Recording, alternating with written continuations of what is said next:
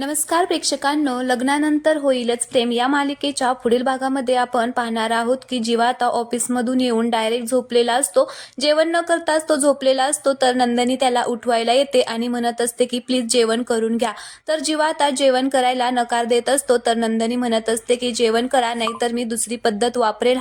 तर मग जीवा तिला म्हणत असतो की दुसरी पद्धत कोणती पद्धत तू वापरणार आहे. तर मग नंदिनी म्हणत असते की एक घास चिवचा एक घास काऊचा असं म्हणून आता ती जीवाला भरवत असते. जीवा मात्र आता तिने भरवलेला घास आता खातो आणि तो नंदिनीकडे खूपच प्रेमाने पाहत असतो. नंदिनी सुद्धा आता त्याच्याकडे बघून आता स्माइल करत असते आणि दोघेही आता एकमेकांकडे बघतच राहतात. तर दुसरीकडे आपण पाहणार आहोत की काव्याचं जे पार्थने स्केच काढलेलं असतं ते आता नंदिनी पाहत असते आणि तिला विश्वासच बसत नाही की हे पार्थने काढलेलं आहे.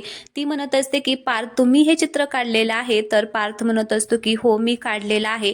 मग नंदिनी पार्थला म्हणत असते की तुम्ही ना आता त्या नेकलेसचं सुद्धा चित्र काढा, जो आजींचा नेकलेस होता ना त्याचं. आई, तुम्ही ना एक काम करा, तो जो नेकलेस होता त्याचं वर्णन पार्थला सांगा, म्हणजे पार्थ बरोबर तेच स्केच काढतील. तर आता ही जी काय आयडिया आहे ती सगळ्यांना आवडते. सगळेजण आता म्हणत असतात की हा, ही मस्त आयडिया आहे आणि आता पार्थ सुद्धा तयार होतो. तर आता नंदिनी त्याला म्हणत असते की तुम्ही ना सेम टू सेम आई जसं वर्णन करतील ना तसं चित्र काढा आणि मग आपण काय करूया, हे जे आहे ते न्यूजपेपरमध्ये देऊया, म्हणजे आपल्याला कळेल आपला हार कुठे आहे ते. आता यांचं जे बोलणं चाललेलं असतं ते इकडे आता वसुआत्या आणि रम्या ऐकत असतात. तर आता इकडे तो आता चित्र काढायला सुरुवात करतो, म्हणजे तो नेकलेसचं जे काही डिझाईन आहे ती आता काढायला सुरुवात करत असतो. तर हे सगळे आता इथे कामामध्ये गुंतलेले आहेत. तर रम्या वसुआत्याला म्हणत असते की आई, तू आता मानिनी मामीच्या रूममध्ये जा आणि तिचा मोबाईलमध्ये जो नंबर आहे तो सुजाता आंटीचा तो घेऊन ये. तर आता वसुआत्या इकडे आता मानिनीच्या रूममध्ये जाते आणि तिला आता उशीच्या खाली आता मानिनीचा मोबाईल दिसतो.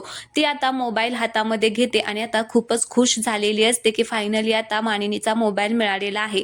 ती आता नंबर बघतच असते. तर आता नक्की तो सुजाताचा नंबर कुठे आहे असं ती आता शोधत असते आणि सेव वगैरे आहे तर ती बघत असते. तेवढ्यातच तिला आता समोर आता काव्या दिसते. काव्याला आलेलं पाहून आता तिला खूप मोठा धक्काच बसतो. तर आता इथे तर काव्याने तिच्याकडे बघितलेलं दाखवलेलं आहे, पण आता आपल्याला ते जे काय होणार आहे ते पुढील प्रोमोमध्येच पाहायला मिळणार आहे. प्रोमो आवडला असेल तर व्हिडिओला लाईक करा, चॅनलला सबस्क्राईब करा. धन्यवाद.